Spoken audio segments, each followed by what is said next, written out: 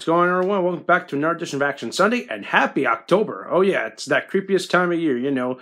The seasons have changed, it's getting a little colder out, and of course, it's time for the creepy crawlies to come out, you know. Get your Halloween candy, find your best Halloween costume. Oh yeah, it's time for some fun, you know, get your scares on anyway.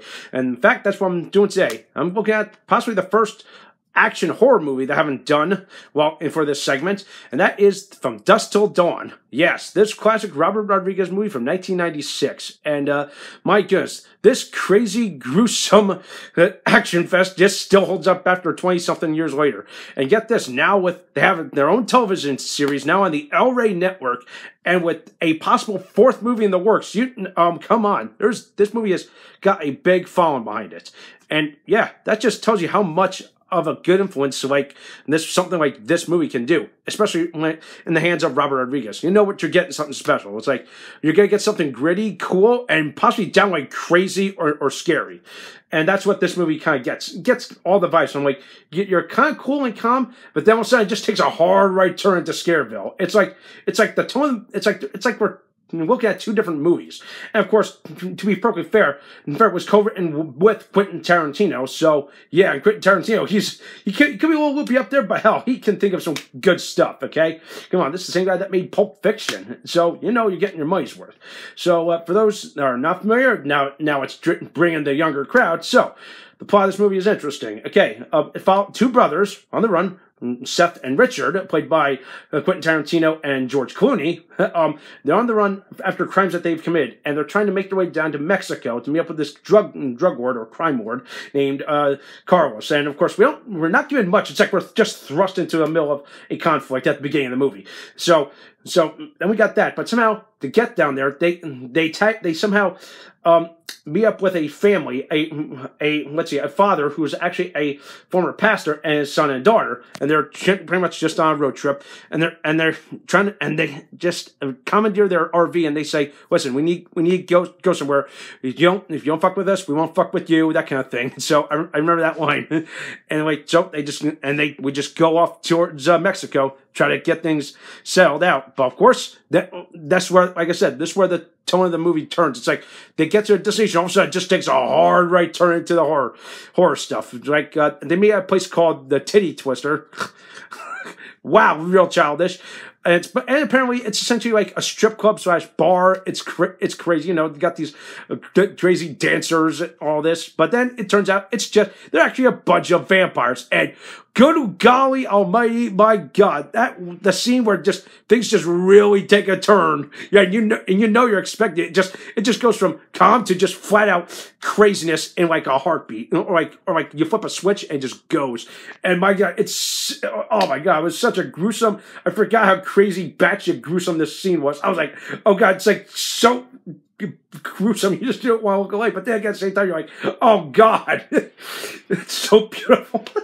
But it's really damn funny. Plus, I feel like all of a sudden we go from, you know, like a crime thing, like I said, now I'm going to like the survival horror thing, and then you got an interesting cast of characters. You got the brothers, you got the family, and now you got these two bikers, played by Tom Savini and Fred the Hammer Williamson. Oh yeah, and yeah, of course, I'll tell you one thing. I kind of marked out. Every time I see Tom Savini in this role, it's like, oh yeah, here he is, his sex machine. And of course, my God, that concealed weapon.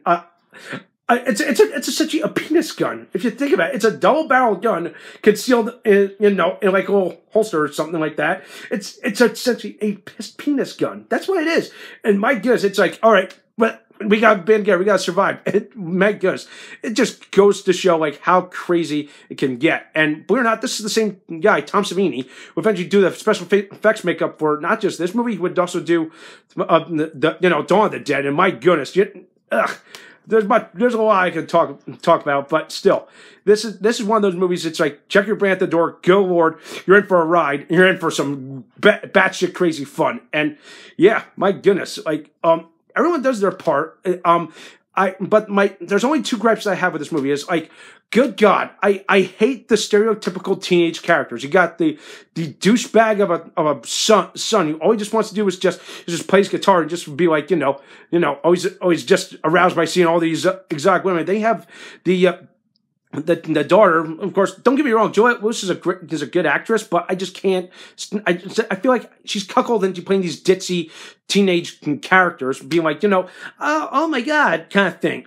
Ugh, I really hated this, but I did kind of like the character of Harvey Keitel's character. He plays the father, he plays the pastor father. He's like, okay, listen, I'm a man of God. God kind of thing. We must, come on, we gotta fight back, okay? Grace of God, we must do this. And yeah, but of course, you know what's gonna happen. It's like not a lot of people is gonna survive in the end of this movie. But I will praise this movie for another good thing. The fact that, hey, for a $19 million budget, they really went all out making the sets, and the fact that, let's see, hey, save time instead of getting people to play for all these different roles. Let's just have Cheech Marin pull like a triple header in this movie. He plays a border patrol guard, he plays a vampire, and the crime boss and Carlos, who you only see at the end of the movie. So yeah, there's that, and of course I love the final shot of the movie. It's like okay, all right, the dawn has come. This is it. The dust has settled. Let's go our separate ways. And and the camera just pans back out from the bar. You realize, oh my god, it's actually a temple. Spoilers. And you're like, oh my goodness, that kind of like you open. Is there more to this story that we are yet to see? So yeah, you definitely know that there is more to the story. And of course, what we would get a sequel and a prequel. And of course, those I might say for another day, but I don't know. I was looking into them. I heard that they pale in comparison to this grindhouse of a feature. So, yeah, for those of you out there who love Robert Rodriguez, if you mention this movie, you're gonna get money's worth. It's a good action horror movie.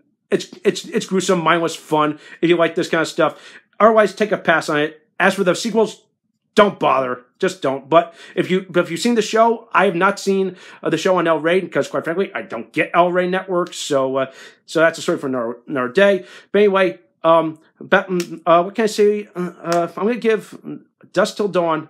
I'm gonna give it a 7.5 out of 10. Like like I said, there were things I absolutely hate about it, but the rest of the movie, it's a good thrill ride, good fun, classic Rodriguez movie.